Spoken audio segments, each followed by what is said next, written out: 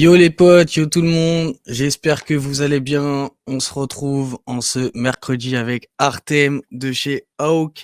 Comment tu vas Artem? Ça va et toi, HelloFresh? Bah écoute, ça va, un peu fatigué du marché, de tout ce qu'on voit. Franchement, je t'avoue, il y en a marre, on veut tous choper le bottom et il arrive jamais, mais vas-y, c'est pas grave. Le THBTC à son plus bas depuis 2020. C'est bénef. Ouais, il fait cette charte d'ailleurs, on n'en parle pas assez, mais elle fait très très peur. Je vais carrément même la montrer en live. Tac. Et ouais, aujourd'hui, du coup, les potes, on va faire un petit tour, on va faire un petit tour de l'écosystème, un grand tour même, je pense. Voilà, Artem va nous parler d'un petit peu de tout ce qui se passe, sachant qu'il est un peu plus dans les données avec Hawk. Yo tout le monde, c'est la team. Fin août, début septembre, le bottom. Écoute, écoute, si t'as un oracle, moi je prends, mais ouais, j'avoue, ce serait cool. Puis tout ce qui se passe macro. C'est pas très cool en ce moment. Il y a encore trop de mecs Diamond End. Yes, les guerriers, on est à fond. On est à fond, on est à fond. Et toi, Artem, t'en es comment un petit peu là dans les invests? Est-ce que t'es un petit peu protégé ou est-ce que t'es all-in? Je suis jamais vraiment sorti du marché, moi. C'est super le commentaire que tu viens de sélectionner là, c'est vraiment top pour l'image qui s'est affichée. Non, je suis jamais vraiment sorti du Non mais marché. dis-toi, ce matin, il y avait des images tout nues. Donc. Ouais, Le donc mec, du on a coup, pour te pété le répondre, fou. je suis jamais vraiment sorti du marché depuis le dernier bull. Donc j'ai toujours eu une partie de mes positions sur des alt, sur du Bitcoin, sur de l'Ether. Donc j'ai gardé plus ou moins les mêmes positions globalement. J'en avais déjà parlé en live, mais j'avais fait pas mal de mauvais choix parce que c'était mon premier bull. Donc j'avais gardé énormément d'alt, dont beaucoup qui sont allés à zéro. C'était un peu Ouais. mon erreur du précédent bull. Et actuellement, bah, je suis toujours, grâce à certains airdrops, grâce à deux, trois mouvements que j'ai pu faire à droite, à gauche, je suis encore fortement exposé au marché, mais disons que moi, l'exposition au marché aujourd'hui, elle se limite en mon remboursement de prêt étudiant euh, Ouais. avec, euh, euh, avec mes cryptos qui me servent de collatéral pour emprunter, pour rembourser. Donc, je rembourse un prêt avec un prêt. Donc, je Tu suis rembourses en globalement long lending? sur le marché. Ouais. Donc, Ok, d'accord. globalement, si tu veux, je suis toujours long sur le marché. Globalement, Bitcoin Ether, principalement, sont ces principales. Sol, je me suis fait liquider une partie il y a 3 jours. Donc voilà. Et globalement, ouais, on va parler un peu de l'écosystème. On va essayer de discuter un peu de tout ce qui se passe, de comment est-ce que on voit toutes les choses. Parler aussi des écosystèmes, pas l'écosystème crypto en général, mais l'écosystème Ethereum, l'écosystème Solana, parce que je trouve qu'il y a quand même pas mal de choses, il y a quand même pas mal de choses à dire. Euh, et puis globalement, c'est ça, c'est ce qu'on a prévu, parler un peu de ce qu'on veut faire avec Oak Research, pourquoi est-ce que ça a été Ouais. créé, Mhm. et puis voilà. Tu devrais mettre un DeFi en stable. Ah les gars, là, Ah mais les t'inquiète, stables, t'inquiète, c'est le nerf de la guerre. je vais répondre aux gens au fur et à mesure qui me posent la Ouais. question de comment est-ce que je fais travailler, etc. Tout ça, Mhm. je viens en discuter au fur et à mesure parce que je pense que quand on parlera de l'écosystème Ether, j'en parlerai, et l'écosystème Solana également. Ouais. Mhm. Et il y a Mais de quoi avec dire en plaisir pour plus. en parler. Ouais. D'ailleurs, Et pour t'es répondre à long. Casper qui est là, Ouais, vas-y, vas-y, ouais, vas-y. juste pour répondre à Casper, mon pull BTC, il est dans mon placard. Apparemment, il me porte Il malheur l'a quand rangé, là. je fais des enregistrements. Donc, Il l'a rangé, ce je le mets putain. plus en live. Ah là là. Heureusement que t'as pas un pull éther, là, parce que bon, on Non, a j'ai pas de déjà pull assez Ether. souffert. J'avais hésité à l'acheter. Oh putain. T'es en long depuis quel prix, si tu veux Mais nous en fait, répondre? c'est juste que j'ai jamais vendu mes Ethers du précédent cycle. Et au fur et Ah, à juste en mesure stock, que, du coup. bah, en fait, c'est ce que j'expliquais. Mon long, il n'est pas réellement long dans le sens où je ne suis pas sur un exchange en train de parier sur le prix de l'Ether à la hausse. Mes Ethers et mes BTC sont en collatéral sur Ah oui, différentes ok. plateformes D'accord. décentralisées. pour ensuite emprunter du stablecoin. Ce stablecoin-là, à un moment, je l'avais utilisé pour renforcer mes positions. Donc, par exemple, quand le BTC était aux alentours de 30 ou 40K, je crois, j'avais emprunté du stablecoin pour racheter du Bitcoin et de l'Ether, donc pour renforcer mes positions, ce qui a fait que ma position en collatéral a augmenté. Donc c'est pour ça en fait que je dis que je suis long, parce que ça veut dire que Ouais, ouais. Dans mon levier 1. puisque ouais, en fait même moins, tu es en levier 0,7 à peu près, Ouais. enfin 1,7 si on peut le dire comme ça, dans le sens où t'as une LTV sur toutes les plateformes de lending. Ça veut dire que si ton collatéral dépasse un certain, enfin si ton emprunt dépasse attends, si ton emprunt dépasse un certain taux de ton collatéral, tu te fais liquider. Et c'est Ouais. jamais à 100%. Et donc, généralement, tu es à 0,7, 0,8 en fonction des plateformes.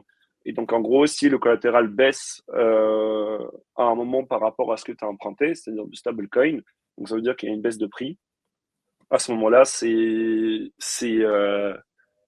quelque chose qui peut te faire liquider. Donc, c'est pour ça que je dis que je suis en longue. Mais en réalité, ce n'est pas un long où je défonce sur une plateforme centralisée. C'est un long où je suis, euh, je suis dans une position où mes cryptos sont mon collatéral. Ouais, bah moi j'avais fait ça sur Camino, sur Solana. Donc j'en C'est avais là-dessus que je me suis fait emprunté. liquider. Voilà, bah écoute bien, j'ai eu la vision, j'ai eu la vision parce que j'ai fait putain ça pue trop. Je les avais achetés à 175, un truc comme ça. J'en avais acheté une dizaine pour les mettre en collate et et du coup, j'avais un bon prêt et je me suis fait: «Putain, là, ça pue» et à 194, j'ai tout remboursé, j'ai tout vendu, j'ai vendu tous mes sols Ok. et bah, au final, j'ai bien fait parce que là, ça aurait été une perte, une belle perte. Yo Tisma, yo tout le monde d'ailleurs, Salut vous êtes nombreux Mathis. aujourd'hui. Hésitez pas à poser vos questions les potes, aujourd'hui c'est chill, c'est détente, on va parler d'un peu tout l'écosystème. N'oubliez pas de follow Wen et de RT, ça nous aide beaucoup, beaucoup sur Wen. Et puis vous avez le planning de toute façon de toute la semaine, de tout ce qui se passe.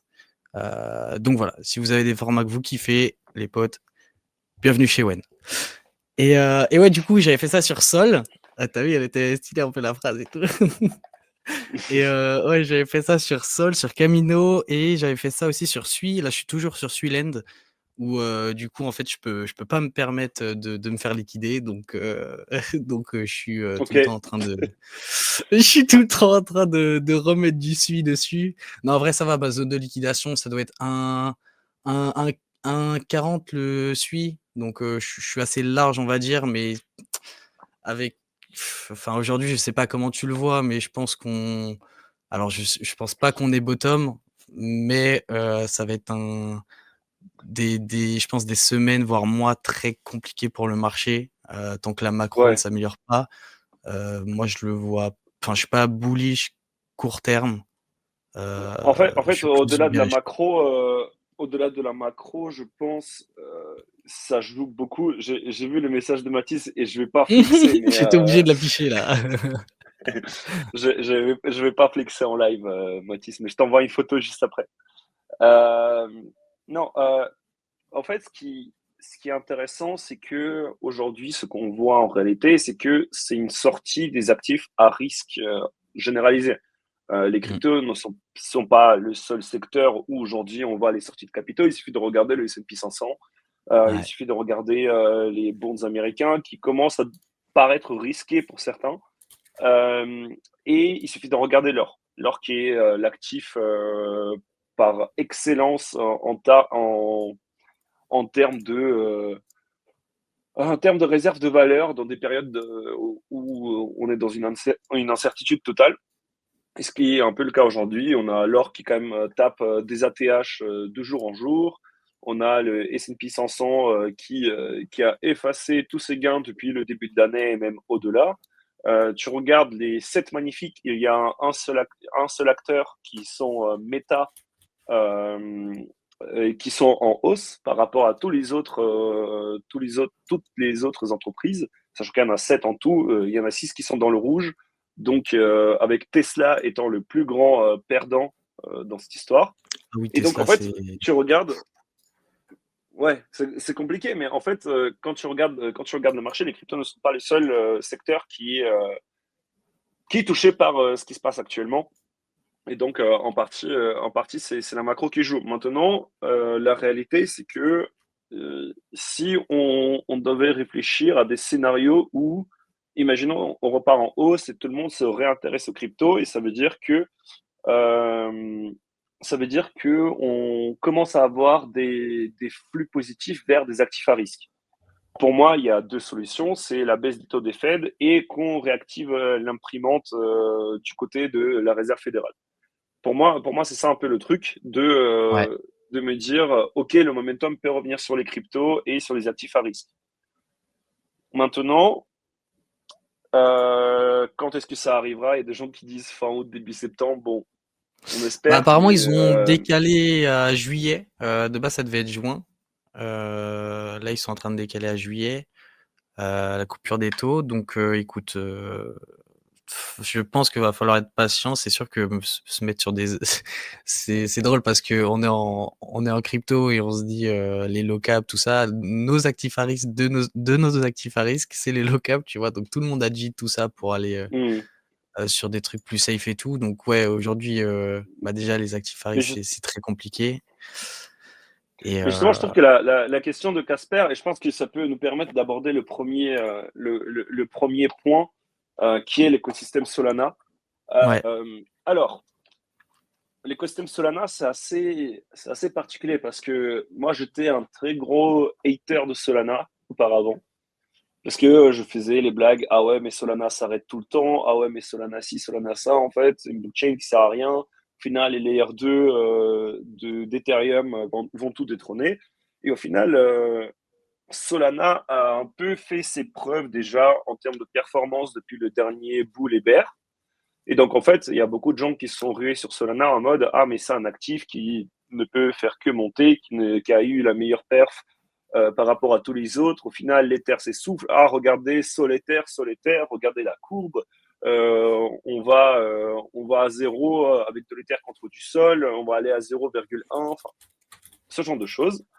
Euh, et donc, ce que je vois, c'est que Solana a un peu créé sa narrative autour de stablecoin et c'est en grosse partie dû à ce qu'on va appeler des KOL sur Twitter, notamment Ansem qui a été un très très gros, qui a énormément décrié,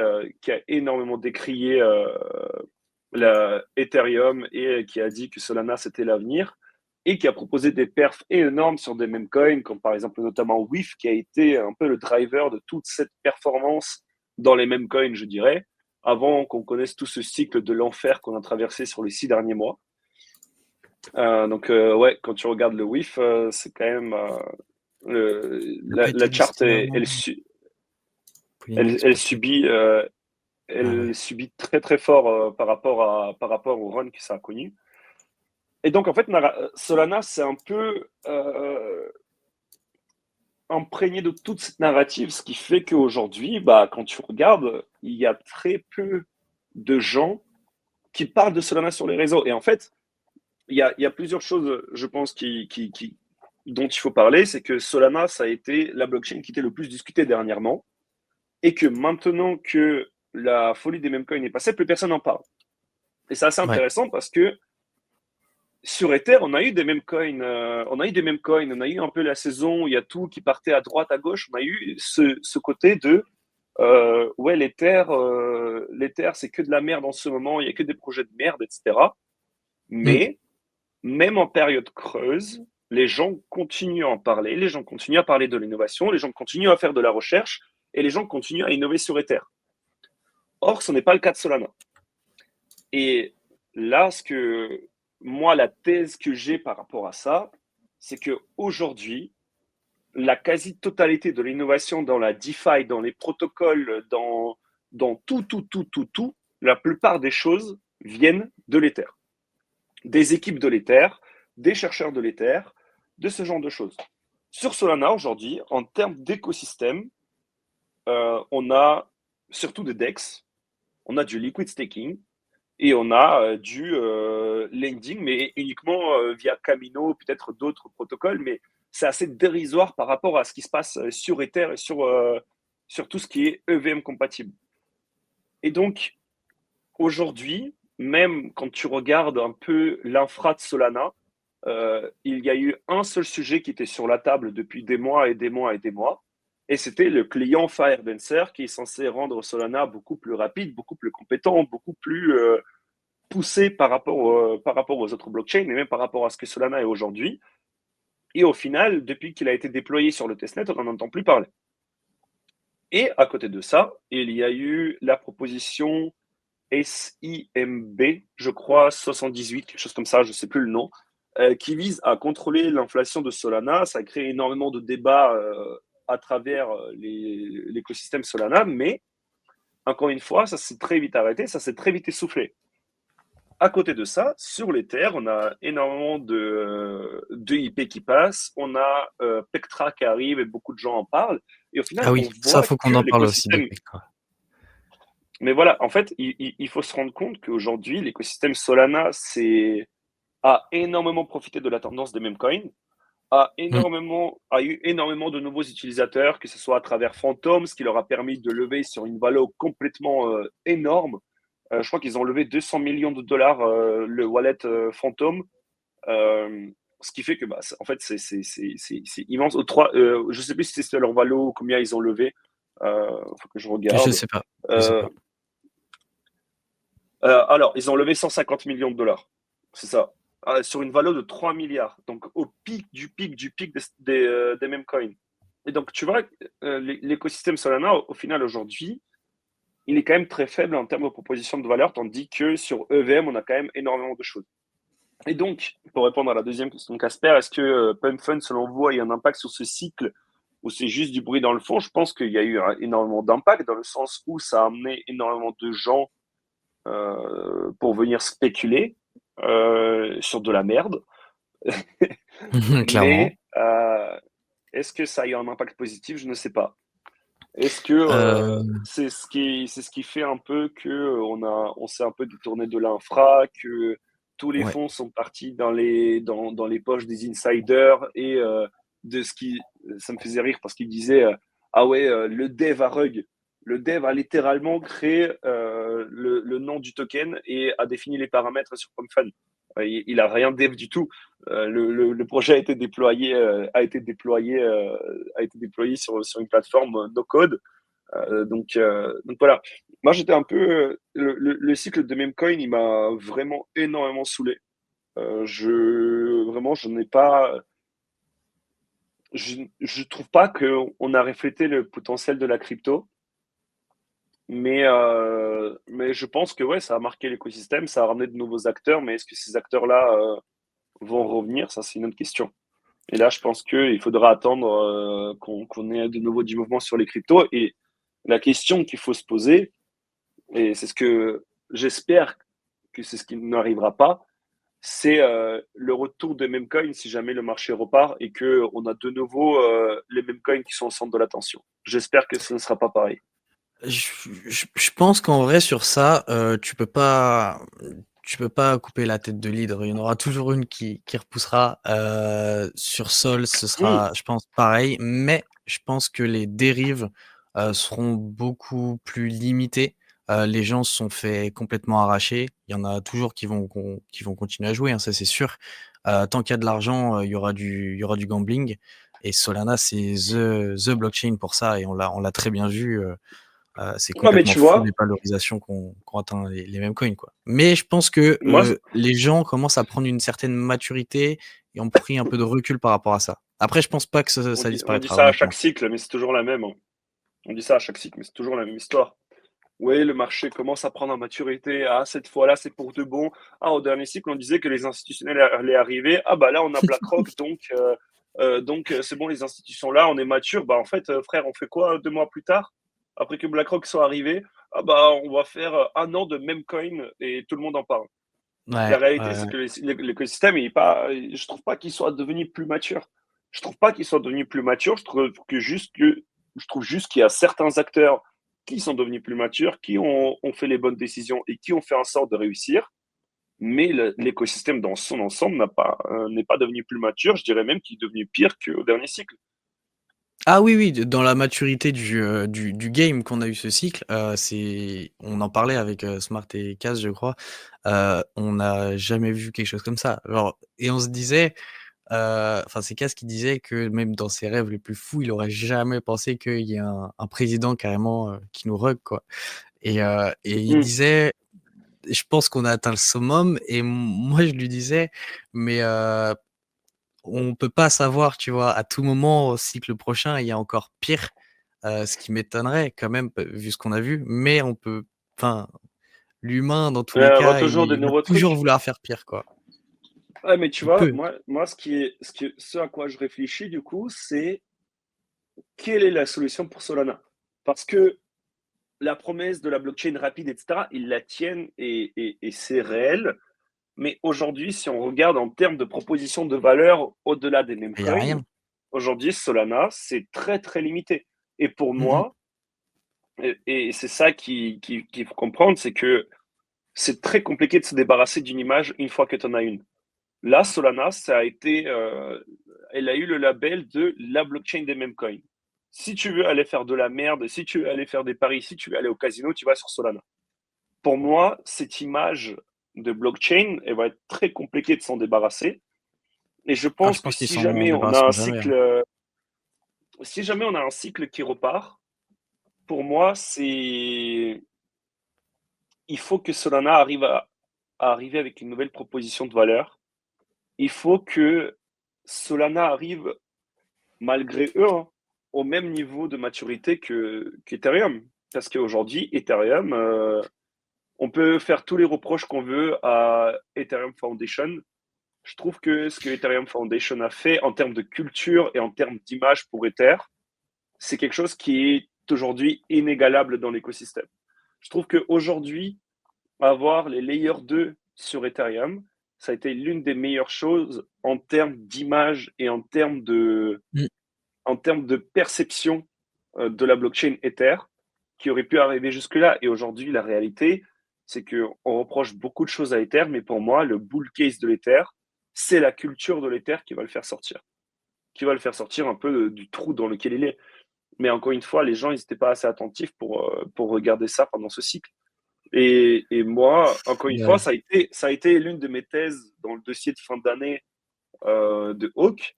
Moi, je pense pas que 2025, ça va être une année où l'Ether ne fait que aller vers le bas. Je peux me tromper, hein, mais encore une fois, je me suis beaucoup trompé dans mes prédictions. Mais c'est à force de faire des prédictions qu'à un moment, tu commences à devenir meilleur et commencer à anticiper mieux certains mouvements du marché.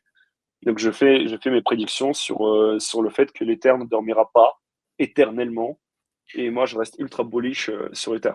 Ouais, moi, il y a vraiment 2 choses qui me entre guillemets, «qui me rassurent» sur Ether. C'est, vraiment, cette mage, du coup Pectra, qui va être, plus user friendly, et ces ETF stacking qui peuvent apporter vraiment quelque chose d'intéressant aux boomers de la TradFi. Donc, avoir un rendement sur, un actif, un actif hyper intéressant, d'une nouvelle génération après Bitcoin, quoi.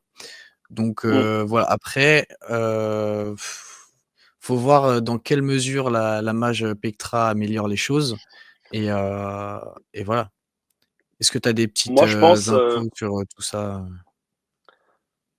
alors, je pense que la mise à jour Ethereum, elle est importante. Mais encore une fois, est-ce que c'est ça qui va faire pump le cours? J'ai un Ça, c'est une doute. autre, ouais, non, ça, c'est autre chose. Ça, je pense que c'est plus pour attirer de nouveaux utilisateurs et d'avoir la simplicité d'utilisation. Heu, Après, regarde, c'est pareil, on a toujours un MetaMask, les mecs, ils font, du chiffre de fou, l'UX, elle est toujours dégueulasse. Enfin, c'est c'est une dinguerie. Donc à voir. Moi, j'aimerais bien aussi avoir, bah, comme tu disais, l'Ethereum, Foundation, on lui reproche beaucoup de choses, mais je crois que ça c'est en train de build quelque chose, de ce côté, non? Euh, sur laquelle tu as dit? Ethereum, Sur quelle blockchain? Foundation, sur Ether. Ah, oui. Oui, oui. Alors, Ethereum Foundation, c'est assez intéressant ce qui se passe aussi, c'est que vu qu'on leur a fait plein de reproches et que il y a ce revirement de situation de la part de Vitalik, de la part de tous les gens qui composent un peu l'écosystème, notamment au niveau de Aya Miyaguchi, je crois qu'elle s'appelle. Je me rappelle plus de son nom exact, mais celle qui avait le titre de présidente et qui est maintenant devenue directeur général. Je ne sais plus exactement les termes qu'ils utilisent, mais il y avait beaucoup de choses qui lui étaient reprochées, notamment sur la culture d'Ethereum, sur les dumps d'Ether, sur plein de choses, sur le fait que Ethereum Foundation ne supporte pas les projets qui build sur Ether, sur le fait que Ethereum Foundation, ce soit ce qu'ils appellent une echo chamber, dans le sens où ils sont tous entre eux et ils écoutent jamais le retour de la communauté. Et c'est ce qu'ils essaient de changer actuellement. Encore une fois, c'est quelque chose qui prend des mois pour, euh, pour quelque chose qui est, on va dire, plus périn et qui écoute plus la communauté. Mmh. Mais Ether, ça prend énormément de temps à évoluer. Ce qu'il faut comprendre, c'est une organisation où il y a des centaines de personnes qui contribuent tous les jours. Et donc, je ne pense pas que le changement soit si drastique que ça pour Ether non plus. Ouais, mais qu'est-ce en fait, je me demande qu'est-ce qu'il nous faudrait pour un Ether, qui vraiment qui arrache tout? Parce que c'est vrai que Ether, il y a énormément de gens, qui parlaient moi je parle du prix là, attention, qui parlaient d'un Mm, Ether à potentiellement, plus de 10 K et cetera et cetera. Aujourd'hui, mais si on voit les targets, ça a divisé par 2 quoi. C'est, est-ce qu'il retrouvera un jour son ATH, nanani na alors honnêtement, moi j'ai une grande confiance dans Ether. Pour moi, c'est le pétrole de la crypto et on en a besoin, c'est le leader, que ce soit de la TVL, de la DeFi, des fondamentaux, de ce qui se construit dessus et pour moi, je suis hyper bullish ETH. Maintenant, de là à vendre mon Ether à 2000 pour acheter à 1005 ou quoi, c'est hors de question. mm. Et on en a discuté en plus avec Casper qui le voit bien à 1005. Moi, c'est hors de question que je le vende à 2K, enfin là. Euh, mais, euh, mais voilà, En fait, ce je qu'il faut pense qu'on. comprendre, il y a plusieurs choses qui sont intéressantes dans le sens où, aujourd'hui, quand tu regardes sur certains layer 2 d'Ether, tu n'es même plus obligé de payer les frais de transac en Ether. Tu peux les payer dans n'importe quel token. Ouais, en USDC et tout, ouais, j'ai vu. Ouais, exactement.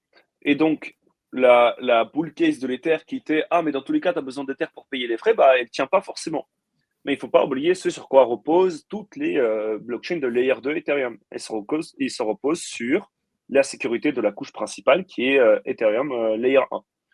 Et donc, pour qu'un Ethereum Layer 1 soit assez sécurisé, il faut qu'il y ait assez de personnes qui fassent du staking de l'Ether.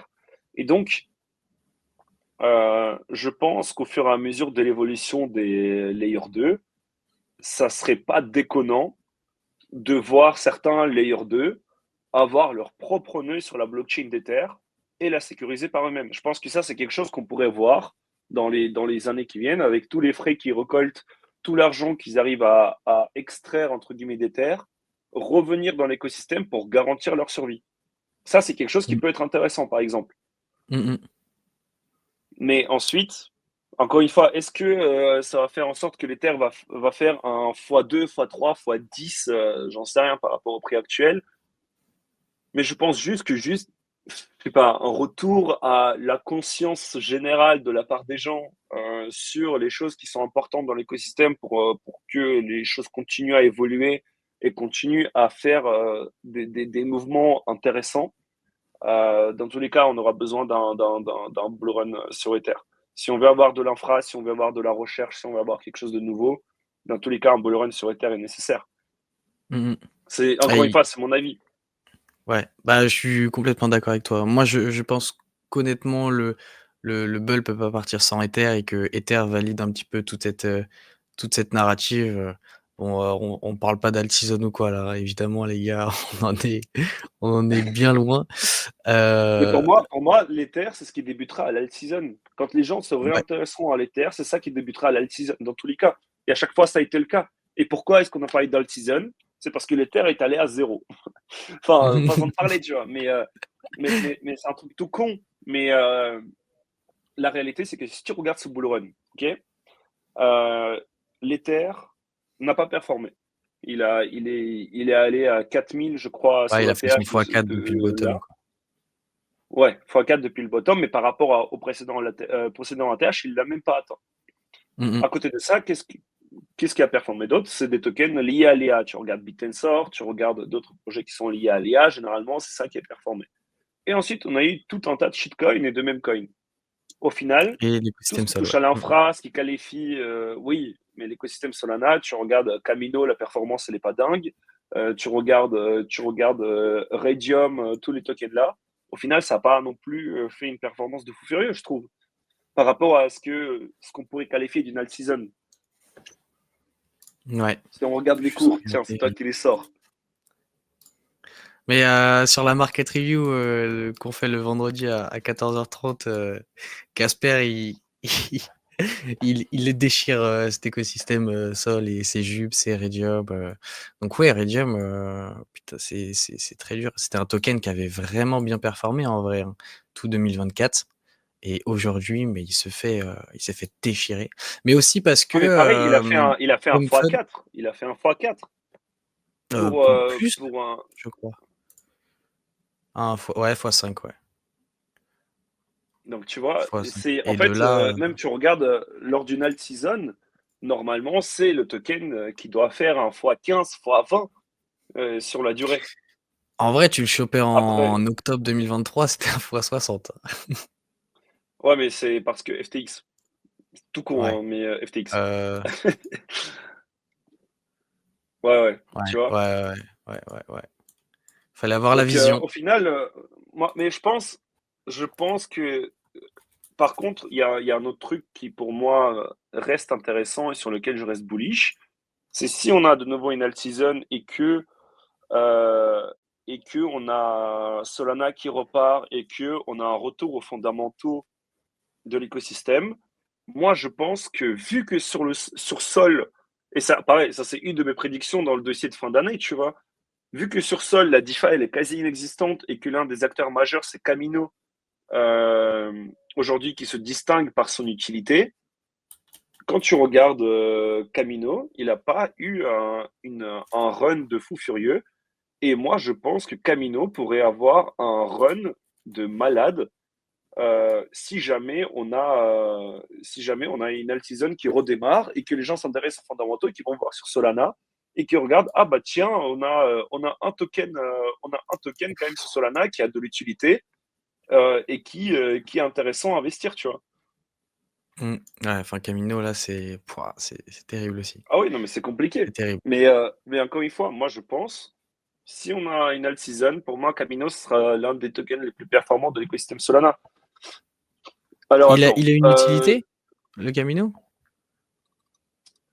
gouvernance sur Camino, je crois que tu peux le staker, mais je suis pas sûr. Ouais, donc, Il faut que je regarde. si c'est juste TRX, ça. scam ou pas scam, monsieur Ah oui, on va Hawk. remonter les TRX, commentaires. ouais, alors, pour ce.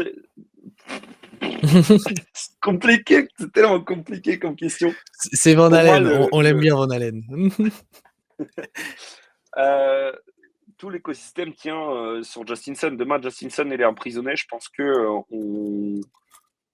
qu'on va à zéro instant. Ouf. Ah, il est sur une zone, comme dirait Casper, faut qu'il défende son steak là, parce que sinon, c'est les 0,16. Mais scam ou pas scam, bah non, enfin de toute façon non, mais moi j'investirais pas sur ce genre de token comme du ADA, comme du AVAX, Ouais. tous ces coins là, je suis vraiment pas fan. À la limite, Ah, si on, Avalanche, c'est pas trop mal, hein. ouais, c'est Niveau celui qui infra, s'en ils ont, détache le ils ont quand même plus, continué à mais faire des choses. ouais, Mais ouais, TRX pour mais moi, c'est full crime et il y a Justin Sun, il y a littéralement toutes les applis qui ont Sun ou Justin dans leur nom. C'est ouais. toujours la même team. Tout est maintenu artificiellement et Mais en fait, le pire, c'est que ce mec-là, il est toujours pas en prison et il est toujours dans l'écosystème et il est toujours plus présent que Ouais, jamais. de fou. Donc, Et il fait des dons de fou, non? Il a pas fait un don de fou la dernière fois ou investi, je sais pas combien, j'avais vu il ça a, sur. il a investi 75 millions dans World Libertify, le projet de Donald Trump, et juste après, il y a la Voilà. SEC qui a arrêté ses poursuites contre Justin Sun. Voilà, donc c'est ça. Voilà. Donc vous voyez qu'il s'en passe des choses quand on a de l'argent.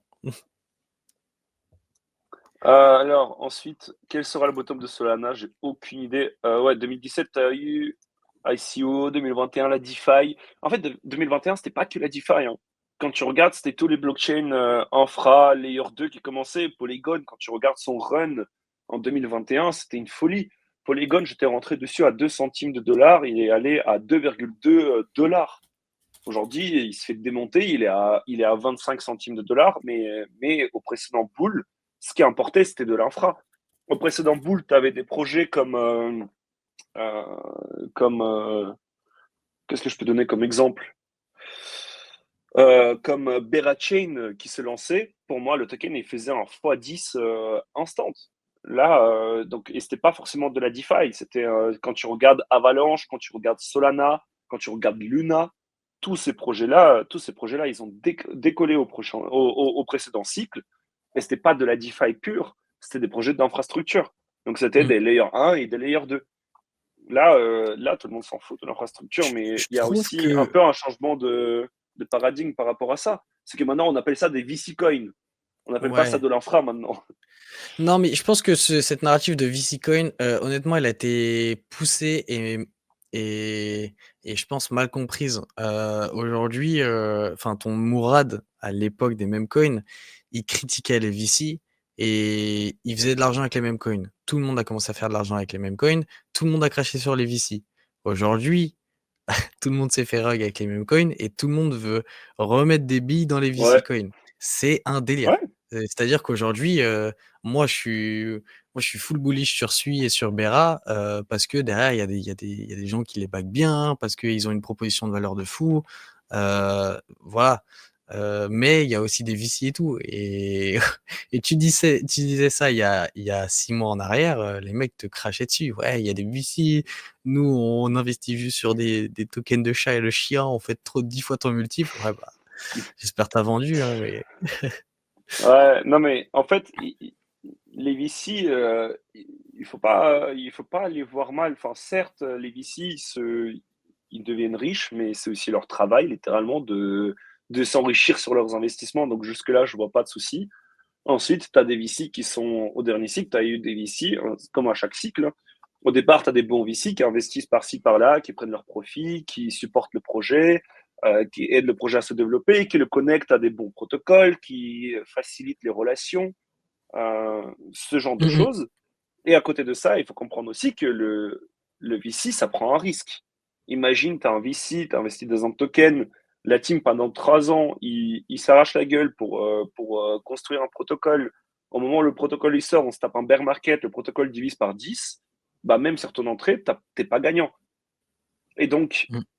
le risque là, le retail, n'est pas forcément prêt à l'accepter. Et quand tu regardes aujourd'hui, donc notamment le commentaire sur les ICO, à l'ICO, tu avais tout les tokens qui étaient libérés au moment de l'ICO. Sauf qu'au départ, les ICO, c'était vraiment pour fund le projet, le développement, faire plein de choses avec. Et ensuite, tu as les ICO qui étaient scammy, qui sont juste tout allés à zéro directement après. C'était pareil avec les VC coins, c'était pareil avec les mêmes coins. C'est exactement la même chose. C'est pareil avec les AI agents. C'est le cycle qui se répète à chaque fois. On a à chaque fois le même schéma. C'est que là où il y a de l'argent, tu vas avoir des arnaqueurs, tu vas avoir des acteurs qui sont malicieux, tu vas avoir des acteurs qui veulent pas le bien de l'écosystème. Mais je peux Mmh. dire une chose, c'est que si un jour on lève avec Oak Research, par exemple, je n'irai pas voir le retail. Sachant que en plus de ça, on n'aura pas de token, donc on sera encore plus difficile à se vendre. Donc, Mmh. pour moi, les VC, ça aide aussi au développement des différentes plateformes, au développement de différentes choses qui existent. Il faut pas dire, pour moi, il faut pas remettre la faute sur tous les VC. Mais dans tous les cas, il faut comprendre une seule chose, c'est que dans la crypto, à un moment, il y a quelqu'un qui se fait de l'argent. Ça peut être vous, ça peut être un VC, ça peut être les founders, ça peut être le lanceur d'un même coin, Mmh mh. Ça peut être n'importe qui. Juste, malheureusement, c'est comme ça. Et il y en a un derrière qui en perd. Ouais, il y en a des milliers qui en perdent pour 10 qui en gagnent, ouais. Ouais, Globalement, voilà, voilà, c'est le voilà, schéma classique dans la sur crypto, ça. ouais. Bah, ouais, c'est ça aussi que enfin, en vrai, il faut prendre du recul sur, ouais, je suis en perte, na mais il y a vraiment genre, 5-10 des gens qui gagnent en crypto et encore. Bon, sur Twitter, c'est différent encore. Parmi tout ce qu'on tous les PNL affichés, les trucs comme ça, c'est encore bien différent et même nous, on se fait tous, niquer, hein. On est comme tout le monde et on pourra jamais, être, faire beaucoup plus de gros multi parce que ceci, parce que cela. On est comme tout le monde et on se fait ergo aussi comme tout le monde et il y a d'ailleurs, Je pense il y a une question intéress vas-y? ouais, moi, je pense c'est mon avis perso, hein, mais Ah, je pense, heu aujourd'hui afficher ses perfs, c'est pas une bonne chose. ouais. Heu, surtout sur quelque chose de court terme. En fait, afficher des convictions, je peux le comprendre. Afficher des convictions et justifier ses convictions par, A ou par B, c'est OK. Pour moi, il faut partager des convictions qui sont moyen, long terme plutôt que court terme. Heu, en fait, Et des quand tu fais des invalidations. convictions exactement, ouais, totalement. Tu peux te tromper, beaucoup sur les convictions et je vais donner un exemple pour moi. J'étais ultra bullish sur Matic au dernier cycle parce que je trouvais que c'était une blockchain qui innovait, c'était une blockchain qui faisait énormément de choses. Ensuite, ils se sont rebrandés Polygon maintenant, enfin voilà. Hem, je voyais beaucoup de projets arriver sur leur blockchain, je voyais des partenariats, je voyais les instits qui commençaient à s'y intéresser et en fait, quand tu creuses un peu, tu te rends compte qu'en fait, la plupart des gars qui sont allés sur Polygon, ils ont été payés. Et ce qui fait qu'aujourd'hui, Polygon se retrouve dans une situation où ils ont beaucoup moins de fonds, donc c'est beaucoup plus compliqué de se développer et où ils sont en retard par rapport à toutes les autres L2. Et donc, aujourd'hui, la tech de Polygon reste intéressante, donc ils font encore des choses, mais pour ça, il faut s'intéresser à la tech. Et maintenant qu'ils sont un peu sortis de la mindshare, on va dire, des gens, ça va être très compliqué pour revenir dedans. Et c'est pareil pour Ah EGLD, bah, la question mmh qu'il y mh. a dans le chat. EGLD, c'était l'un de mes plus gros Ah, il multiples y a eu au EGLD dans le précédent chat? bull. Ah oui. Ouais, ouais. Mais je pense pas que l'équipe de GLD, ce soit des scammers. Je pense que c'est des mecs qui s'arrachent la gueule tous les jours. Mais je pense qu'aujourd'hui, pour faire pump ton token, pour le faire revenir sur la scène, pour faire en sorte que tu sois tout le temps dans la tête des gens, je pense que GLD, ils ont fait une connerie qu'ils ont répété plusieurs fois. C'est un constant rebranding, c'est un constant truc où euh, tu, euh, en fait, j'aime bien le truc de poisson rouge, tu vois. Le poisson rouge, il est dans son bocal, il voit un truc qui brille, il fait oh putain, il y a un truc qui brille. Il fonce, il tourne la tête, il fait oh putain, il y a un autre truc qui brille, bah attends, je fonce là-bas. Et en fait, Ouais, c'est un peu globalement le résumé de la crypto, mais je pense que c'est c'est dangereux vraiment notre lorsque tu es un écosystème. projet. Ouais, mais lorsque tu es porteur de projet, tu n'es pas censé faire ça. Et ça, c'est ma Mmh mh. conviction perso aussi. Mm. Ah non, clairement. Et je Mais trouve que d'ailleurs GLD, ils ont fait ça énormément de fois.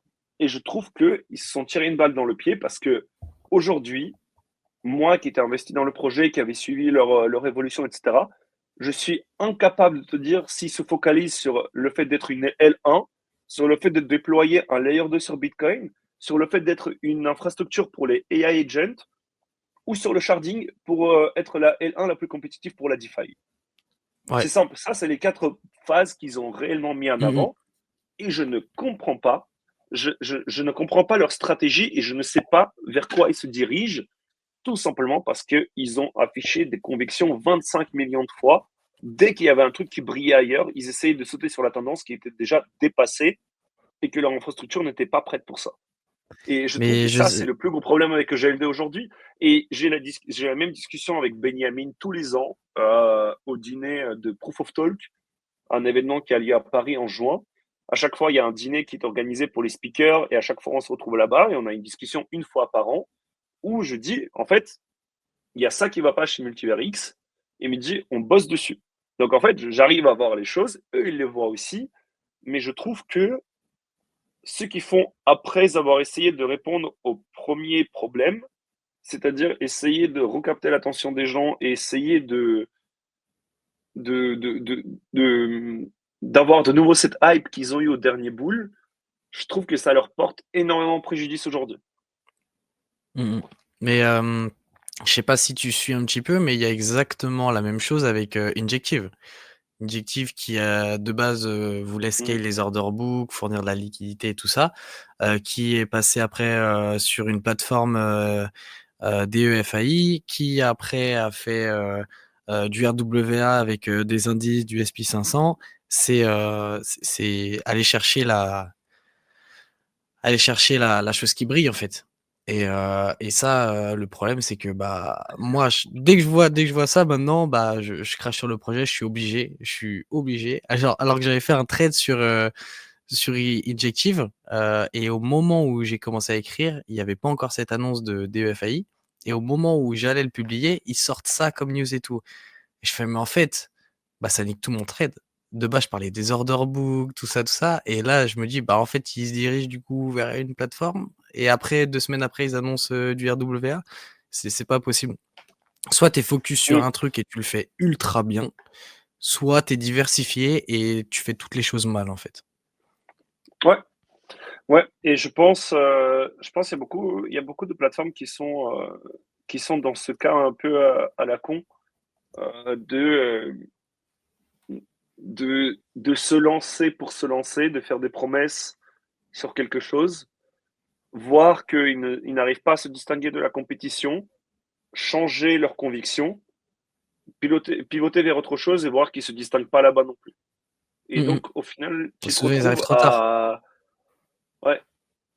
Ils Et, arrivent et tout le je temps trop trouve, tard. il y a très peu de projets aujourd'hui qui se focalisent sur une seule chose. Euh, je vais prendre l'exemple de... Ouais, non, en fait, non. Euh, je pense, le truc qui va être intéressant pour moi, ça va être les bridges et les oracles, euh, qui pour moi sont aujourd'hui les choses les plus importantes de l'infra des crypto-monnaies. Les bridges et les oracles, comment est-ce qu'ils arriveront à se diversifier et se distinguer les uns des autres? Ça, pour Mmh. moi, c'est une question qui est ultra intéressante. À part donner les points et un airdrop à la con, comment est-ce qu'ils arrivent à se distinguer? Ça, pour moi, Ouais. c'est quelque chose qui va être, que moi, je veux regarder de mon côté, en tout cas. Euh, Pareil pour les stablecoins, c'est assez intéressant aussi. Pourquoi est-ce que tu vas utiliser un stablecoin plutôt qu'un autre? Et je trouve, si on parle des plateformes qui se diversifient et qui arrivent à bien le faire, même s'ils ont quelques problèmes sur la route, c'est Aave, par exemple. Aave qui a commencé en tant qu'une plateforme de lending, avec une interface qui est assez simple à utiliser, avec des pools de liquidité, avec une possibilité pour les protocoles d'interagir avec Aave et pour Aave d'interagir avec les protocoles. Ça, ils ont commencé comme ça. Ensuite, euh, beaucoup plus tard, quelques années plus tard, ils ont déployé une nouvelle version qui est plus optimisée, où il y a plus de blockchain, plus de choses. Ensuite, quelques années plus tard, ils ont lancé leur stablecoin. Là, il y a eu des problèmes dans le design du stablecoin, notamment le Go, pour ceux qui ont suivi, qui a été lancé en 2023 ou 2022 de mémoire, je ne sais plus, mais il y a eu un énorme dépeg pendant 2 ou 3 mois lorsqu'ils se sont lancés, qui aujourd'hui est un stablecoin qui a plus de 200 millions de dollars de tokens en circulation de mémoire. Euh, et qui aujourd'hui bosse sur la V4 de AAV et le déploiement d'un nouveau fonctionnement de la plateforme. Mais tout ça, ça s'est fait graduellement et toujours dans la lignée d'être l'avenue principale pour les gens d'emprunter de la crypto, avec du collatéral en face. Je trouve ça ultra intéressant et je trouve que eux, ils ont fait ça correctement. Ils ont Mmh. fait ça de sorte à ce que ça corresponde toujours à leur cœur de métier et que ça soit fait pas d'une façon à plaire au marché, mais de faire en sorte d'améliorer leur proposition de valeur au marché. Je sais pas si c'est clair ce Ouais, que je dis, ouais, clairement. Mmh. Non, complètement mais je aligné, trouve ouais. ça, pour le coup, si on doit regarder un exemple de réussite, pour moi, c'est Aave. Et quand tu regardes Uniswap, qui est un autre OG de la DeFi, euh, là, ce qu'ils ont fait cette année, ça a été un rush total. On a sorti 2 articles sur ça, donc sur Uniswap V4 et sur Unichain.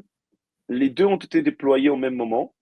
Les gens n'ont pas compris à quoi servait Unichain, ils n'ont pas compris c'est quoi Uniswap V4.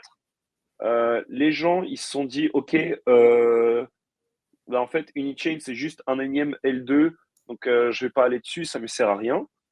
Les gens, ils ont pas bougé leur fond de la V3 vers la V4, de la V2 vers la V4 en se disant, mais en fait, je comprends pas ce qu'il y a de nouveau et comme ça vient de sortir, bah, je n'irai pas déployer mes fonds là-dessus parce que dans tous les cas, c'est moins utilisé. Donc, je gagnerai moins d'argent et donc, je n'ai aucun intérêt d'aller dessus alors que tu as quand même des solutions qui sont plutôt sympas.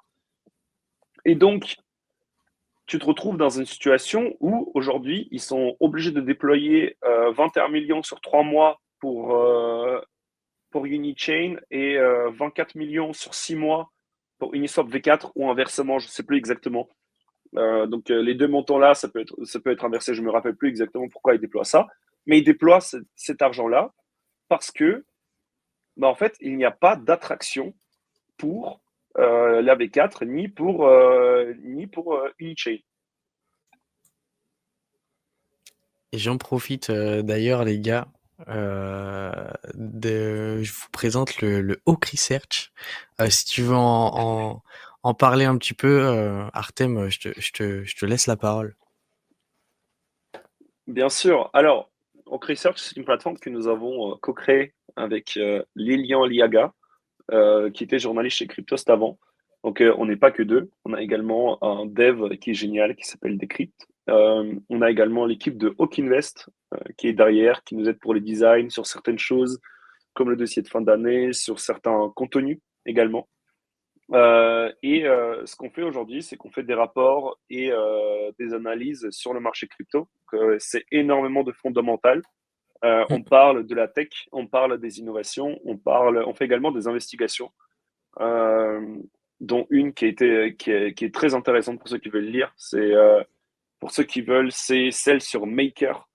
Ça a été l'une de nos plus grosses analyses. Euh, c'est celle en bas à gauche de l'écran que tu as là. Ça. Pour ceux qui veulent, je recommande vraiment cet article-là pour montrer à quel point on est capable de dig aujourd'hui. Euh, on est en train de bosser sur la V2. On va intégrer plus de data, plus de choses sur la plateforme. Donc aujourd'hui, c'est encore totalement gratuit. Et on vient de lancer le lancement de la newsletter qui part demain matin. La newsletter qu'on a repris à Asher, pour ceux qui connaissent, qui l'a tenu pendant plus de 4 ans avec Thibaut Boutrou, qui est COO chez Meria. Donc, nous reprenons la gestion de cette newsletter et donc elle part tous les jeudis à 10 heures de mémoire. Et l'objectif, c'est de donner un peu d'actu, un insight, de la data et toutes les choses que vous avez besoin de savoir pour commencer à utiliser Oak Research, donc notre plateforme. Pour ceux qui veulent aller regarder, c'est oakresearch.io. On fait des choses cool, promis. On s'arrache comme des fous, mais Ouais. on a aussi une petite fonctionnalité qui s'appelle Timeline sur la plateforme, que pas beaucoup de gens ont vu. Ça aussi, la heatmap, elle est belle. Je l'utilise des fois, elle me plaît. Ouais, ça, C'est, on va devoir bosser dessus encore pour l'améliorer, pour que ça soit réellement en temps réel. Mais c'est juste, il y a beaucoup, beaucoup de travail niveau dev pour avoir ça. ouais. Mais en tout cas, elle est codée par nous-mêmes. Mais pour ceux qui veulent, pour certains projets, si par exemple, si tu cherches Pit Network dans la barre de recherche tout en haut, tu cliques sur le token Pit Network. Si tu descends un tout petit peu juste en dessous du prix, on a une fonctionnalité juste en dessous encore, en dessous des articles, la chronologie des événements certains projets. Et vous avez la source et l'évolution. Vous pouvez regarder un peu comment est-ce que le projet il a évolué au fil des années. Vous pouvez voir un peu les annonces qui ont eu lieu. Vous pouvez voir un peu toutes les choses qui sont aujourd'hui disponibles. Et ça, généralement, enfin, ça, on le fait gratuit pour tous les projets. On leur demande juste de nous envoyer les éléments les plus importants de leur côté et nous, on intègre ça sur notre site. Le but, c'est d'avoir ça pour un maximum de projets. On a sorti celle de Hondo cette semaine et, et celle de USDY aussi. Donc, du coup, les deux tokens de la plateforme Hondo qui reprennent toute l'évolution de Hondo pour voir un peu à quoi ça ressemble. Et puis voilà, ce sont tout un tas de choses qu'on fait aujourd'hui pour aider un maximum tous les gens qui veulent s'informer sur le marché crypto. Et, euh, et puis voilà, c'est globalement c'est ce que moi je fais aujourd'hui à longueur de journée. On bosse également avec pas mal de gens de l'écosystème, notamment avec Joe Star, avec Sensei, qui écrivent également pour nous, avec TX Analyzer, pour ceux qui ne connaissent pas, qui Ouais. est un gros digger de l'écosystème français. On bosse avec pas mal de gens, et puis voilà, globalement, j'ai fini la promo. Cela n'est Ouais. pas Bah, sponsorisé par Oak Research. très belle promo en tout cas. Les gars, je vous ai laissé le lien dans les commentaires. Donc voilà, n'hésitez pas à aller faire un tour, au moins pour voir quelques rapports, aller diguer tout ça. C'est ultra intéressant. Et, euh, et voilà. Euh, tac, tac. Où va l'argent d'Uniswap? Où va l'argent Uniswap? Ouais, c'est là-dedans. C'est là-dedans qu'on a discuté de l'initiative. C'est tout en bas de l'article. Si tu vas tout en bas. Hop. Ouais, juste au-dessus de la conclusion. Ouais, Unichain. Donc ouais, c'est ça. Où va l'argent, Artem? C'est 24 millions de dollars pour Uniswap V4. Attends, là, ouais. Ça arrive. 24 millions de dollars pour Uniswap V4 et 21 millions de dollars pour Unichain. Ok. C'est ce qu'ils ont décidé d'allouer. Donc d'ailleurs, ça, c'est le genre de petit alpha qu'on glisse dans nos articles. Parce que Mm. lorsqu'on rédige des articles, on essaie toujours de trouver un petit truc en plus dont la plupart des gens ne parlent pas. Mais ça veut dire que vous allez avoir des rewards supplémentaires sur Uniswap dans les mois qui suivent. Donc il y a pas mal d'argent à aller chercher. Et si vous pouvez avoir des tokens unis gratuitement, c'est le moment de regarder ce que va faire Uniswap sur la V4 et sur Unichain. Pour ceux qui veulent, Ouais. hop là, dans les signés. Hop là, tu l'as vu dans les... Hop là, enregistré, on ira voir ça plus tard. Mais Ouais, voilà, ouais. c'est pour moi, pour ceux qui veulent lire ce qu'on fait et suivre ce qu'on fait. Sur Twitter, on fait aussi des petits threads sur certaines évolutions. Ce matin, on a parlé notamment de ce qui s'est passé sur Hyperliquid. Euh, c'est le genre de choses qu'on fait aujourd'hui. On fait donc de la recherche dans la crypto. On essaye de ne pas traiter de l'actu. Ça veut dire que, par exemple, si demain Donald Trump va acheter son burger en Bitcoin, on ne va pas aller, on ne va pas aller traiter cette news. Mais on va essayer d'informer au maximum sur les sujets qui ne sont pas abordés ailleurs.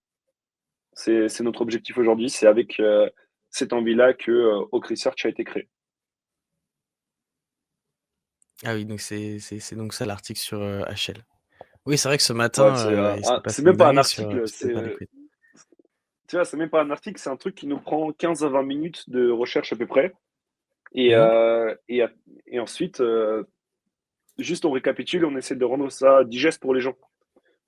Merci Buty. À la tienne. Buty veut sa bière, attention, il va, Je me rends compte il qu'en va être fait, on payé en dirait que bière. je bois vraiment l'eau des égouts, alors que c'est juste de l'eau au Euh, citron. Et en fait, à chaque fois que je bois, j'ai l'impression que l'eau est dégueulasse, hein, alors qu'en fait, il y a juste du jus de citron dedans. c'est bon le jus de citron. Ça Mais rééquilibre merci beaucoup, ton, Buty. comment on dit? Ton homéostasie. Je sais pas ce que ça veut dire, mais je te remercie. C'est Mais l'équilibre alors, moi, de ton corps. attends, maintenant, j'ai une question à te poser à toi, parce que je parle depuis tout à l'heure, mais est-ce que tu trouves que... Donc toi, tu es arrivé à quel cycle déjà, toi? 2021, un peu tard, 2021. trop tard. Donc à la fin du cycle précédent, ouais. Est-ce Ouais. que tu trouves que, en tant que...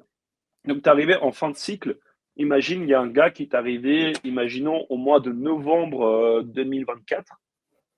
Est-ce que tu penses que c'est plus compliqué ou plus simple pour lui qu'au précédent cycle en 2021? Bah, vu que j'ai pas connu vraiment tout ce qui s'est passé en 2021, je pourrais pas te dire du début, mais je pense Non, pas du qu'aujourd'hui début, tu pas du rends. début, mais justement, comme tu es Ouais, arrivé non, en fin de alors, cycle, ouais, je pense que en vrai, t'arrives aujourd'hui, tu aucun «repère» entre guillemets. Je pense que avant c'était beaucoup plus cyclique et répétitif, qu'aujourd'hui. Aujourd'hui, on on est toujours à la recherche du dernier truc. Avant, il y avait beaucoup moins de projets. Aujourd'hui, tu es obligé de dig 20 millions de projets pour avoir les mêmes utilités partout et tout. Avant, c'était beaucoup plus simple, hein. On va pas se mentir. ouais, Et donc, je pense que tu es un peu perdu par là. Et il y a énormément de nouveautés. Donc, tu dois être à la page tous les jours. Bon, tous les jours, c'est grossier, mais tu dois être à jour beaucoup plus souvent qu'avant. Il y a énormément de choses qui se passent. Il y a énormément de projets qui changent. Il y a énormément de nouvelles tech, qu'elles soient bonnes ou mauvaises, hein. C'est juste qu'il y en a, il y en a et faut les dig pour être à jour. Donc, non, je pense que c'est beaucoup plus compliqué aujourd'hui. Mais c'est à la fois, je pense, beaucoup plus simple pour un retail qui veut juste comprendre Bitcoin et il se dit, mais en fait, bah, juste Bitcoin, il superve tout le monde, je vais acheter du Bitcoin et voilà, c'est tout, quoi. Je m'en fous du reste, rien à foutre. Et il aura raison, je pense. Il aura raison. Mais ouais, non, voilà. moi je pense que c'est plus compliqué à ce cycle-là, personnellement, pour les gens. Mmh mh. Parce que justement, on est dans ce truc de poisson rouge, d'être là tout le temps, d'être là tout le temps à chercher la dernière chose. Tandis qu'au dernier cycle, il suffisait de regarder un peu l'infra, regarder un peu la DeFi et se positionner dessus. Là, je trouve que tu arrives dans cet écosystème, tu n'as jamais investi avant, tu as envie d'investir dans la crypto. Clairement, aujourd'hui, moi, je dis aux gens, mais regardez juste le Bitcoin, regardez pas ailleurs. Clairement.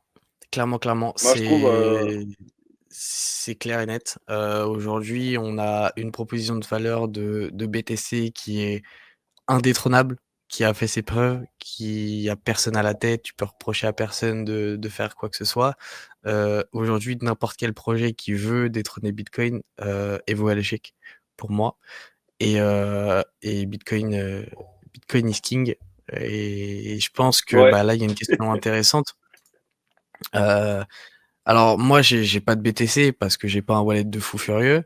Mais je sais qu'au prochain beer, ça va taffer et les sous qui iront avec le taf, ils seront dans BTC, ils seront pas sur les alts miteux pour faire un fois 50, tout ça. Non, non, non.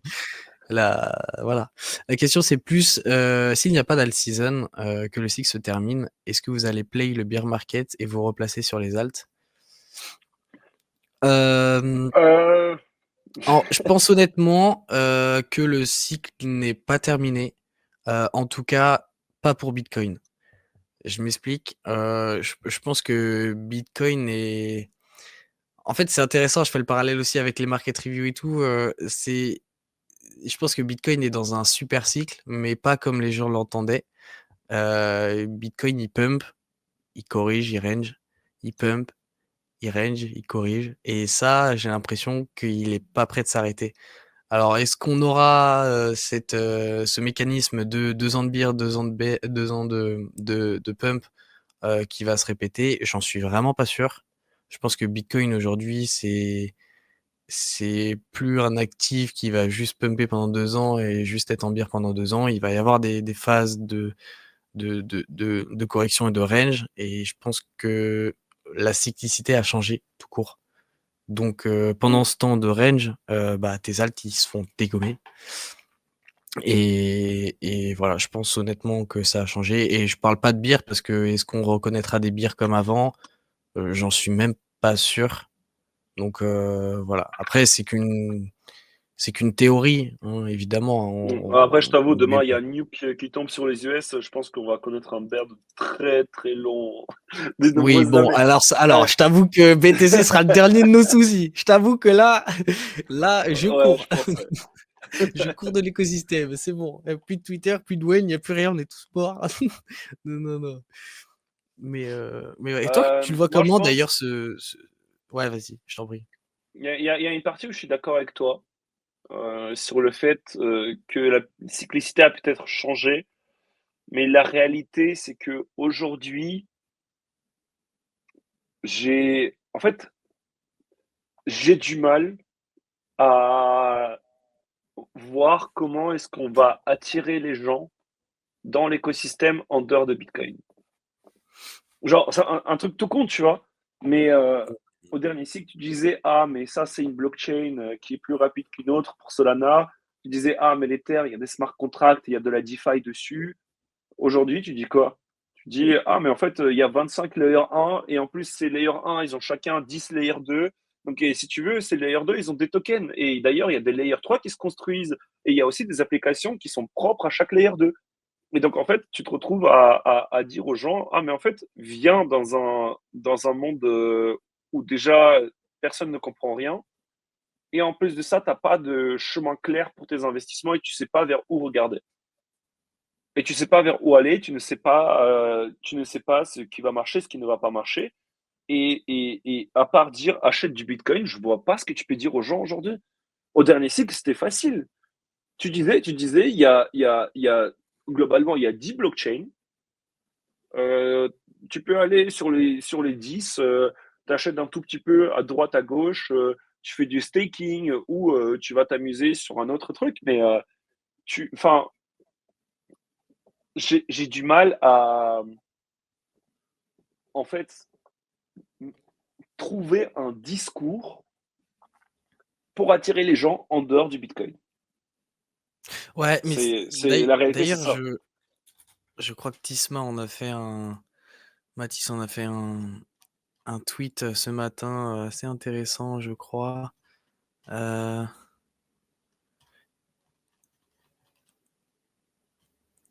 hum.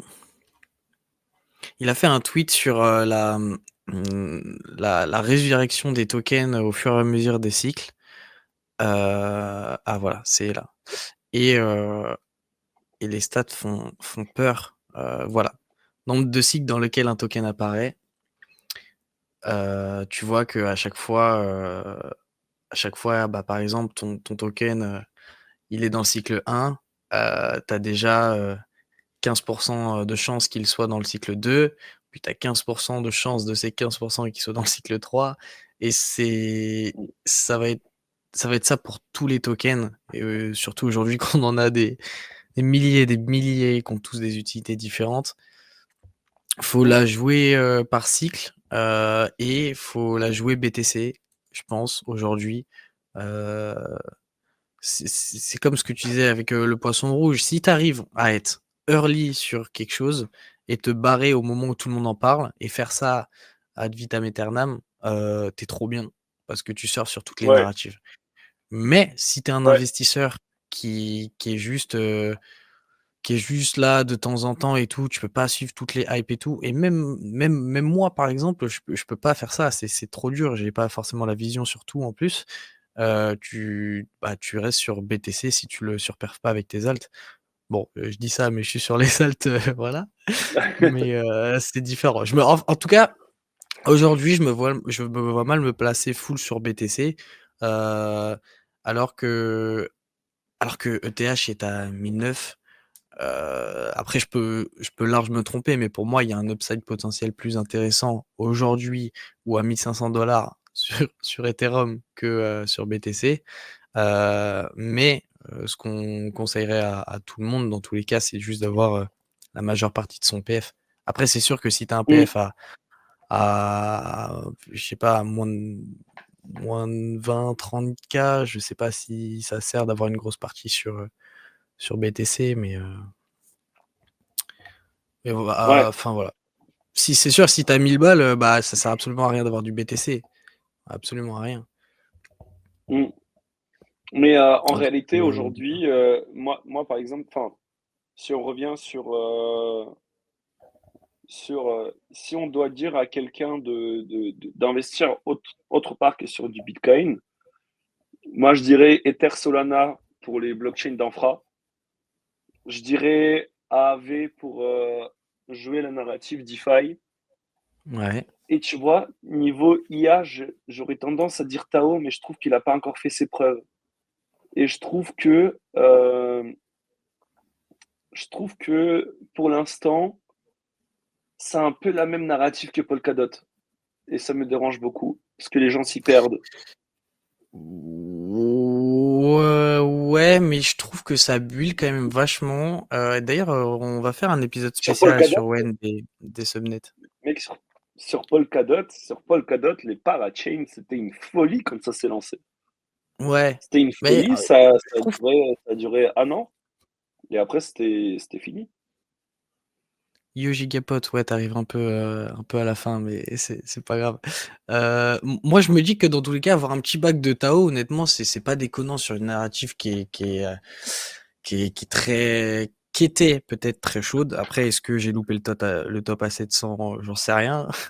Mais je pense que c'est intéressant la proposition de valeur qui est de décentraliser l'IA, d'avoir les meilleurs validateurs qui, enfin, et tout le temps des vérifications en fait d'IA par les validateurs. Je trouve ça assez intéressant. Mm. Euh, maintenant, maintenant, est-ce que les gens s'en foutent pas aussi un peu de la décentralisation, tout ça? Ah si, de Si, fou. Mais par si, contre, évidemment. il y a un truc, on va sortir un article sur Kaito. Je ne sais Ah pas si oui. on le sort demain ou vendredi. Mais pour ceux qui sont bullish sur BitTensor, il y a une partie dedans qui est intéressante et qui va intéresser même ceux qui ne s'intéressent pas forcément à ce que fait Kaito. Mais, euh, mais Kaito, j'ai eu le airdrop grâce au Yaps que j'avais gagné. J'ai quasi rien vendu de l'airdrop. En fait, j'ai vendu pour racheter plus bas parce que je savais que ça allait drop, ce que j'ai fait. J'ai staké le reste. Et Kaito, je pense que c'est un bag que je vais garder pendant très longtemps. Je pense que c'est l'un des narratifs IA qui qui marque réellement une différence. Genre en termes d'utilité, en termes de ce que ça apporte, etc.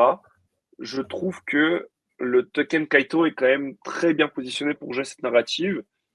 Et est-ce que je me positionnerais plutôt sur Tao ou sur Kaito aujourd'hui? Je pense que Kaito Les deux se jouent. a ouais, les 2 se jouent, mais je pense que Kaito, c'est aussi le shiny coin, c'est énormément, parlé, sur les réseaux. C'est aussi, driver le marché de l'attention, hein, donc ça peut être intéressant à voir ce qu'ils vont faire. Je t'avoue que, je suis pas beaucoup Kaito, j'en ai fait un trade au au soir du snapshot, pour m'y intéresser, donc c'est vous dire et j'ai quand même C'était eu dans un le petit dossier de fin airdrop. d'année, hein. Ouais, ouais, ouais et Ouais, t'as eu 60 faut tokens, non? 50 ou ouais, 60 ouais, un tokens. truc comme ça, j'en ai eu pour, Ouais, comme tous 100 et ceux qui quelques n'avaient pas de balles, gap. ouais, ouais et du coup, bah, je lirai ton rapport pour creuser un petit peu plus, heu, mais ouais, Pour le ça coup, honnêtement, ça se joue. après avoir, je t'avoue, après avoir essayé leur terminal, il n'y a pas de chemin en arrière, hein. Ah oui, c'est vrai. C'est, C'est vrai, tu as essayé du coup? Raconte-nous. ouais, bah C'est pour le combien coup, en plus? C'est un peu t'as la cher, non? position, c'est 830 $ par mois. Ouais, voilà. Mais pour le coup, après l'avoir essayé, enfin, j'ai envie j'ai envie qu'on le reprenne parce que c'est, euh, c'est une folie en termes de recherche, ce que tu peux faire. C'est ultra intéressant pour n'importe quel token d'avoir accès à ce terminal. Et c'est là-dessus que tu peux réellement trouver des alphas. Enfin, en tout cas, moi, c'est comme ça que je le vois. Euh, donc, personnellement, Kaito, je suis ultra bullish sur leur solution dans tous les cas. Leur token, je suis bullish dessus. J'en ai, disclaimer, NFA. La personne qui dit cette phrase possède le token en question. Mais, mais personnellement, je pense que s'ils arrivent à faire en sorte de, par exemple, tu peux burn les tokens ou tu dois staker les tokens pendant 4 ans pour accéder à la solution Kaito, tu dois les lock pendant 4 ans, je pense que je le fais instantanément. Ok, ok. Parce C'est que l'un du des coup, trucs sur lesquels je suis ultra bullish. t'as quoi En dessus? gros, pour te donner. Alors, attends. Alors, tu vas avoir le market dashboard où tu vas avoir à peu près tout. Tu l'organises comme tu veux. Ensuite, tu vas avoir les feeds que tu configures en fonction de différentes cryptos et qui est organisé en fonction de comment est-ce que quel token tu as sélectionné et quel contenu a été le plus pertinent par rapport au token avec le plus d'engagement. Et ensuite, tu peux filtrer encore plus avec des mots-clés, etc. Ensuite, tu as la meta search. Meta search, c'est assez intéressant parce que tu peux choisir le ticker de la crypto qui t'intéresse. Enfin, tu choisis la crypto qui t'intéresse, donc Bitcoin, Ether, Solana, peu importe. Et tu peux voir tous les contenus qui ont été publiés sur cette crypto, sur les forums de gouvernance, sur Twitter, sur d'autres endroits que Kaito va scanner pour toi. Et tu peux rajouter un mot-clé où tu peux regarder les dernières tendances des choses qui ont été les plus discutées dernièrement autour de cette crypto. Tu peux Ok, également demander un résumé de la part de l'IA pour qu'elle te fasse un résumé de tout ce qui s'est dit sur cette crypto-là sur les dernières 24 heures, sur les derniers mois. Elle va te mettre les sources, elle va te mettre des articles, elle va te mettre tout, littéralement. Ensuite, tu as le token mindshare. C'est en gros les tokens dont les gens y parlent le plus. Ensuite, tu as la narrative mindshare. Donc là, ça va être par secteur. Donc tu vas avoir DeFi, gaming, AI, etc. Ensuite, tu as le NFT mindshare. Donc la même chose. KOL mindshare, c'est les influenceurs crypto qui parlent le plus. Ensuite, tu as le catalyst calendar qui te permet d'avoir les éléments les plus importants pour chaque crypto. Par exemple, tu peux avoir l'upgrade Pectra. Pectra est déployé sur tel testnet. Tu peux avoir les unlocks de Solana avec les détails, par exemple, et sur combien de ok, pourcentage, ce genre de choses. Ensuite, tu as le smart following. Donc ça, c'est pour toi. Tu peux filtrer les gens en fonction de qui tu veux retrouver là-dedans. Audio library, je ne sais pas ce que c'est. Project Dashboard, tu choisis un projet, tu as littéralement toutes les données sur un projet en particulier, et ensuite tu as ton propre ok, compte. ok, d'accord. Ah oui, d'accord. Donc t'as énormément de C'est, choses. c'est c'est le terminal, pour moi, c'est le terminal Bloomberg de la crypto. Il y a rien y a rien qui se fait, qui est égalable. Pour le coup, j'avais utilisé Messari pendant des années, j'avais utilisé ZBlock Pro pendant des années. Kaito, c'est un produit qui est supérieur à tout ça. Et du coup, le token, il sert à quoi? Le token aujourd'hui, il sert à deux choses. La première chose, c'est le vote. Donc, par exemple, si tu stakes le token, tu as des pouvoirs de vote sur quel est le projet qui va être listé, quel est le projet qui va être mis en avant sur Kaito, enfin, toutes les choses en gros avec les projets qui se listent sur Kaito. Et la Ouais. deuxième chose, ça va être les frais.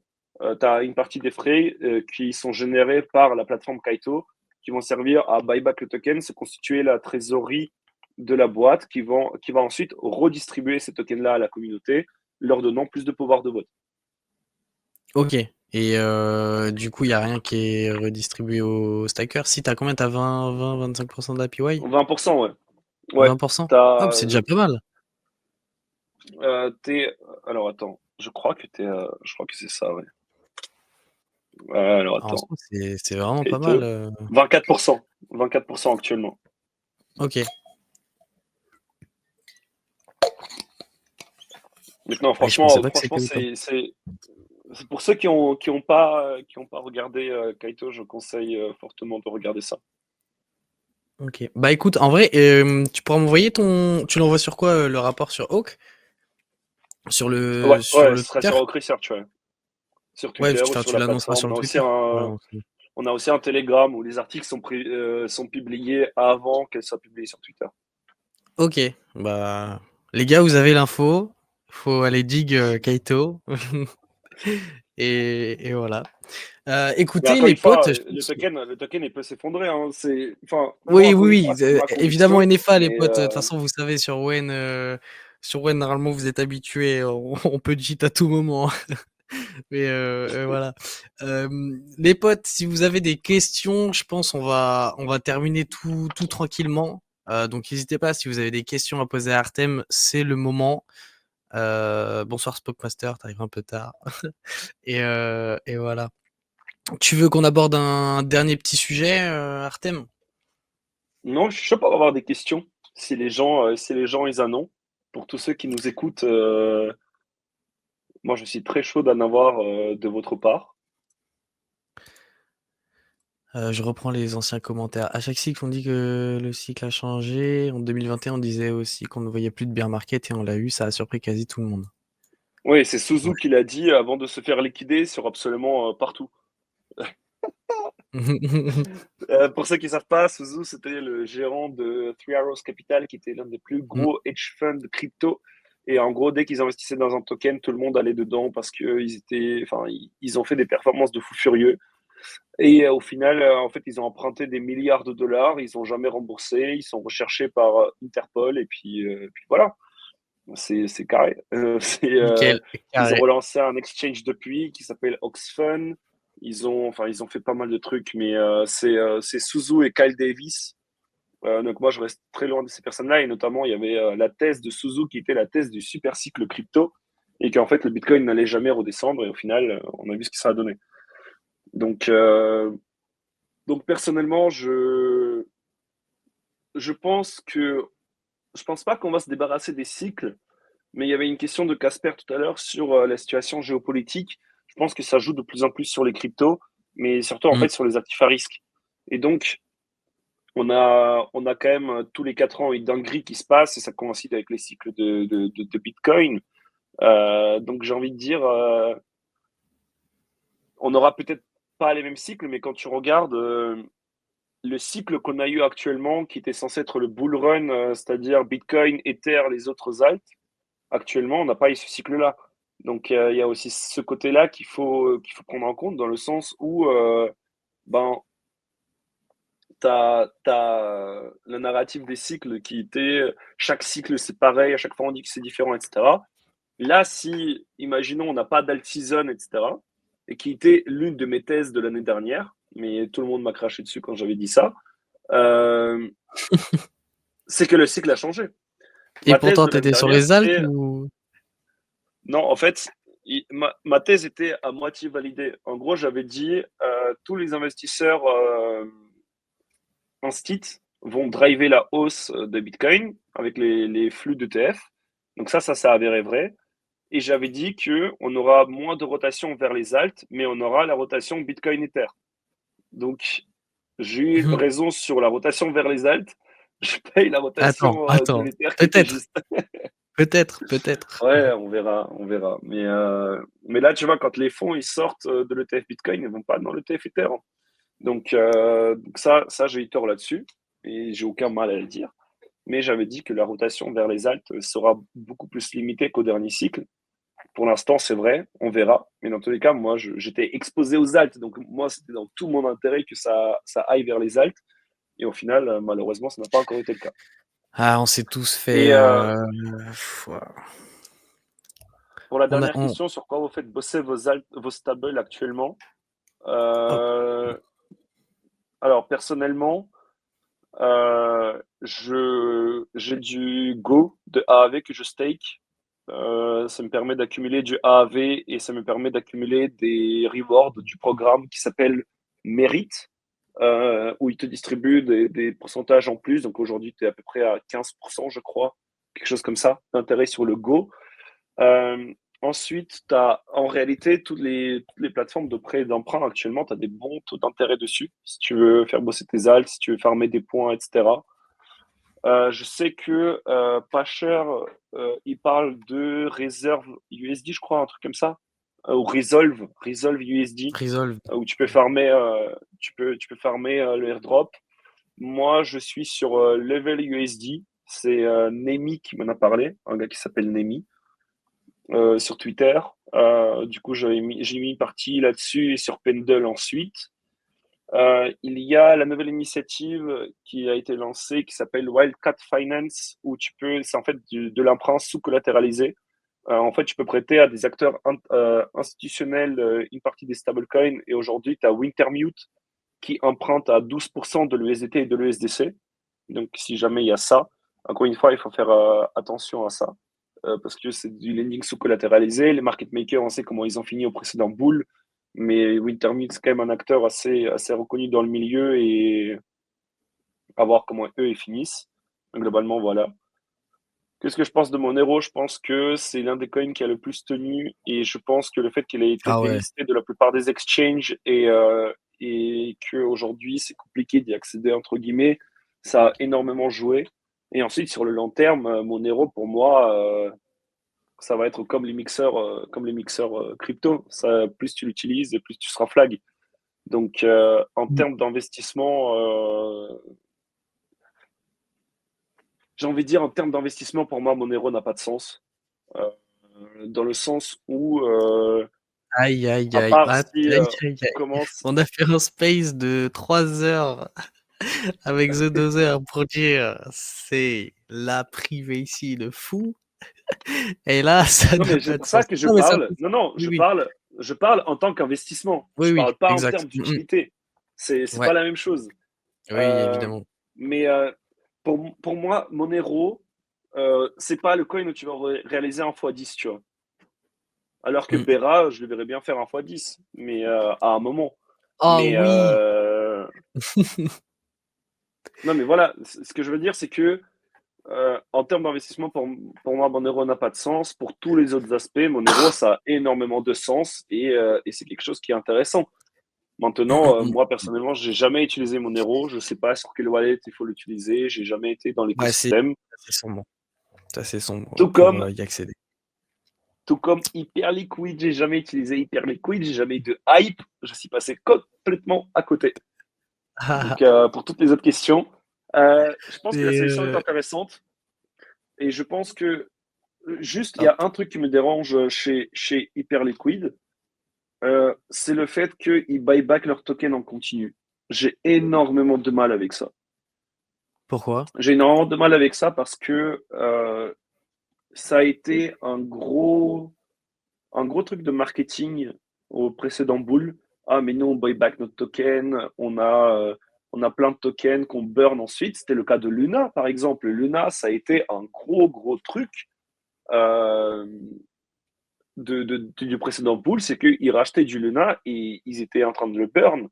Sauf qu'en fait, quand l'écosystème a commencé à tomber, bah en fait, qu'est-ce que tu fais à ce moment-là? Quand tu dois soutenir ton écosystème et quand tu dois faire en sorte que ton protocole ne meure pas, or Luna est mort, mais tu dois faire quoi? Tu dois avoir des réserves pour pouvoir les déployer sur ton protocole. Si toutes tes réserves sont sous forme de ton token, tu es obligé de vendre ton token. Donc ton token, le prix va aller à zéro. Et plus ton token baisse, moins tu as d'argent à déployer et plus tu dois vendre ton token.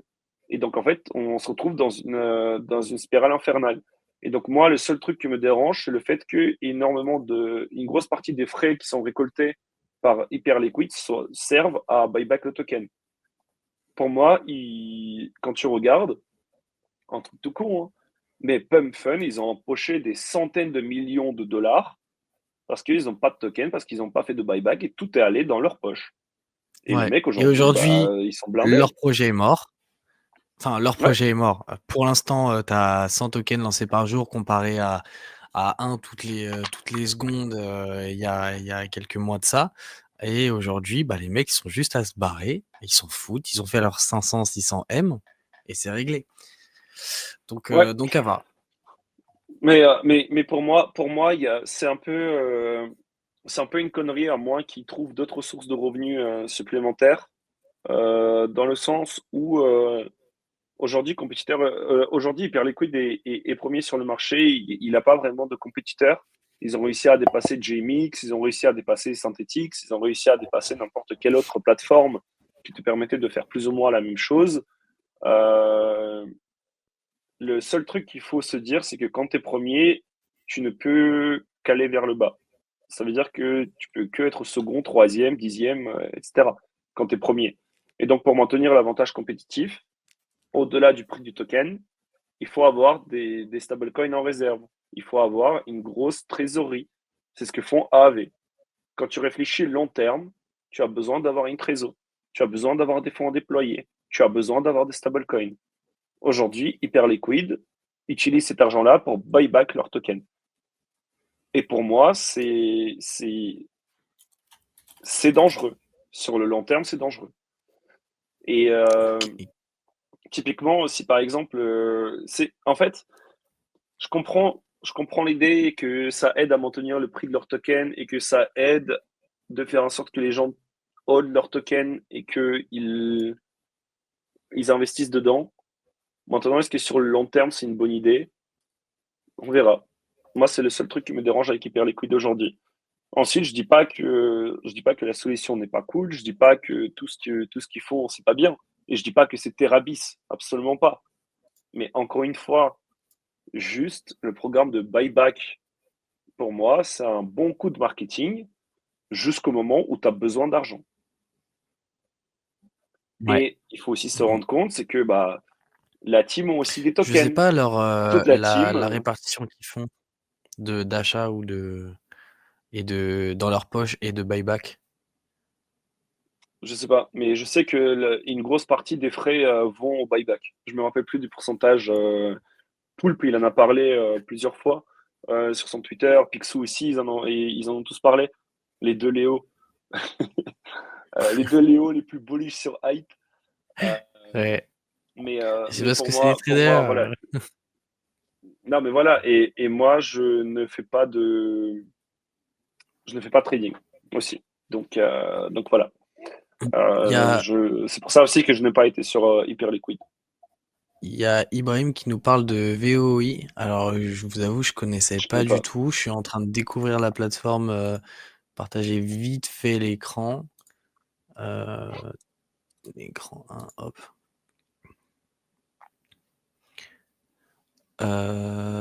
Bon,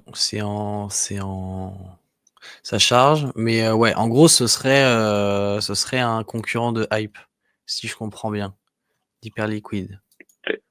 Ouais, il bosse avec Ostium, ça c'est cool. Orderly, ok, Hyperliquid.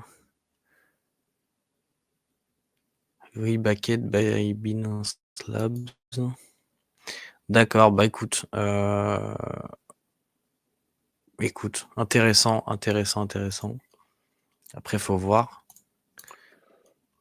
Ouais, mais encore une fois, moi, les faut perfs, c'est voir, pas mon faut truc. voir. Donc, encore une fois, tu Ouais, peux essayer de moi farmer, non mais plus. moi, je passe mon temps à bosser. J'ai pas le temps de farmer, les gars. Au dernier bout, j'ai farmé à mort. Et là, le bout là, c'est juste, je bosse comme un taré mental.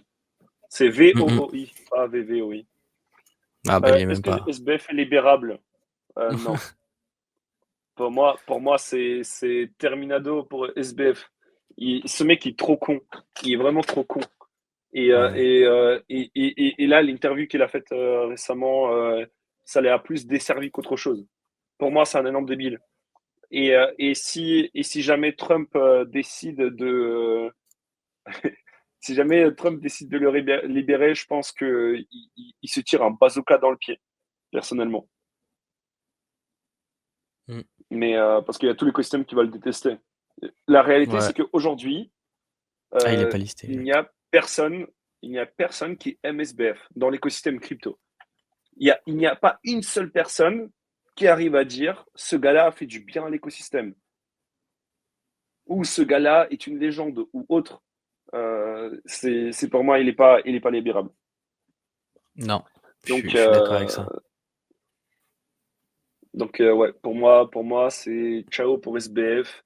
Peut-être il sera libéré plus tôt parce que pour son comportement exemplaire en prison, j'en sais rien. Mais pour moi, c'est impossible qu'il soit libéré. Et s'il est libéré, vraiment, la connerie que c'est, et je pense, déjà, c'est trop frais pour qu'il soit libéré maintenant. Au bout de 15 ans, peut-être 15, 20 ans, peut-être, et encore. Et encore, il a 25 ans à faire en prison, ça ne lui fera pas de mal. Il a déjà perdu du poids, donc bénéf. Et puis voilà. Et Vito, j'avais passé ta question, excuse-moi, wallet review de Bifresh. Les gars, je vous ai fait une review de mon wallet hier, mais il a déjà changé, alors je pense que je vais arrêter Mais de... pourquoi? Je vais Pourquoi ils arrêter. t'appellent tous Bifresh? Parce que je m'appelle Bifresh sur Twitter. Mais Non, non, ah, mais non. d'accord, ok, d'accord. Les gars, ceux qui ont suivi, il y a un Les gars, tous ceux airdrop qui là. sont en live, tous ceux qui sont en live, les gars, tous ceux qui sont en live ici, Non, à partir de vas-y. maintenant, s'il vous plaît, tout le monde appelle Bifresh HelloFresh. Attendez, j'ai pas. Et voilà, et voilà. Ça pour me tailler. Et wallet review, les gars, je vous l'ai dit, mais en gros, Ethereum, grande partie, puis Sui, puis Oula, Bera. j'ai failli leak mon adresse en essayant de faire cette connerie. Les Oh gars, à non! partir de maintenant, Bifresh, c'est HelloFresh, s'il vous Ah plaît. l'enfoiré! Il a sorti le carton carrément. Oh lui. Oh là là.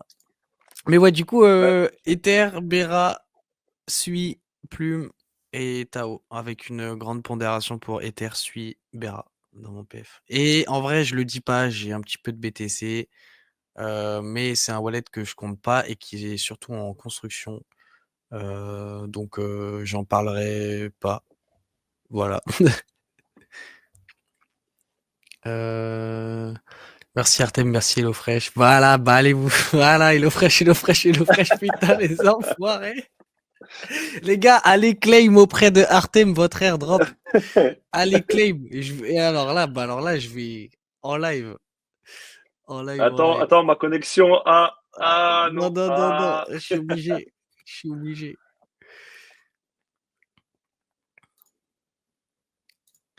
Pourquoi tu tweets en anglais en plus? Je t'ai cru où là? Tac. Voilà. Attends, tac. Voilà. Ici. Ah, j'ai précisé, il y a une personne. Il y a une personne au hasard. Attends, je vais. Attends, comment je peux faire? Comment est-ce que je peux faire? Les Je sais pas gars, comment on peut faire. si. Le premier qui va RT le dernier tweet de Hawk Invest, de Hawk Research, pardon. Le premier qui va RT le dernier tweet de Hawk Research gagne 5 atomes. Les gars, c'est 25 balles aujourd'hui.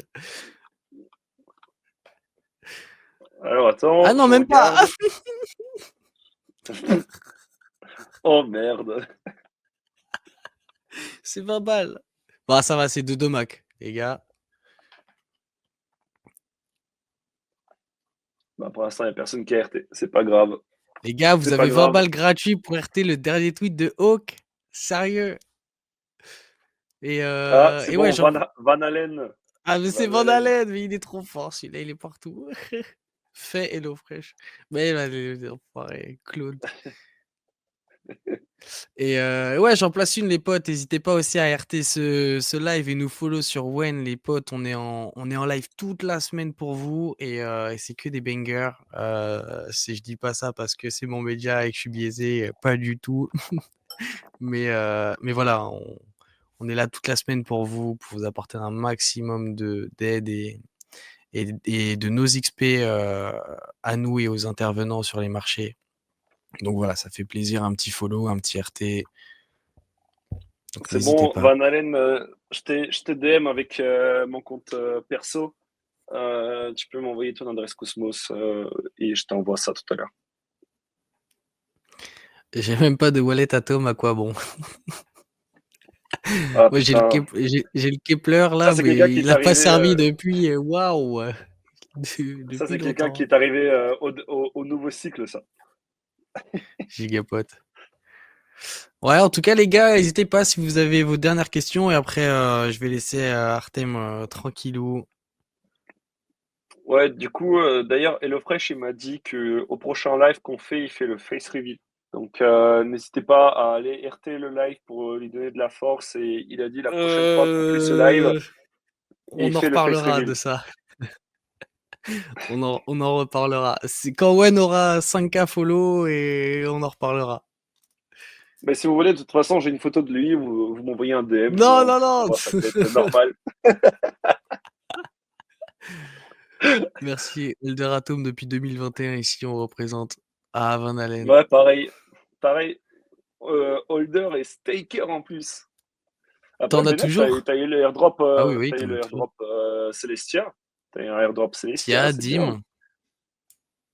Dim. Tia Dim, mais au dernier cycle, les airdrops Atom, c'était bien, hein.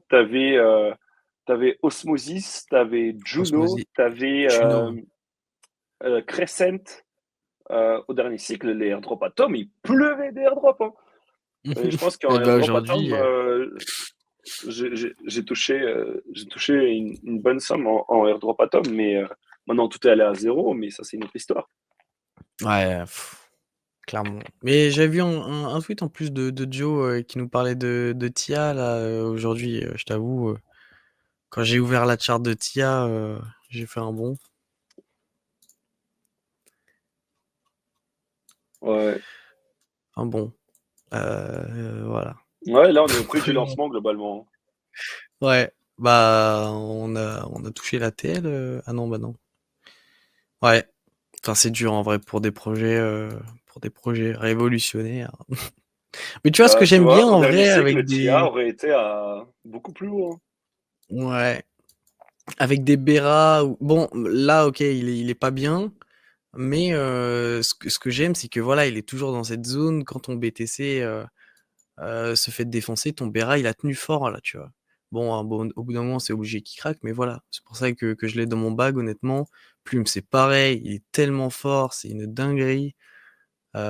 Sui, bon, Sui, c'est sa dernière zone ici. Après, ça va faire mal.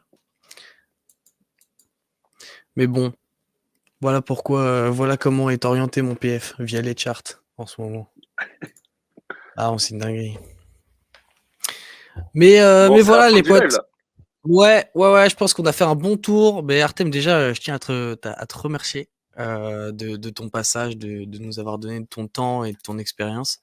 C'était très cool. J'espère qu'on pourra remettre ça bientôt. Et Avec les plaisir. potes, Et puis, j'espère que vous avez aimé.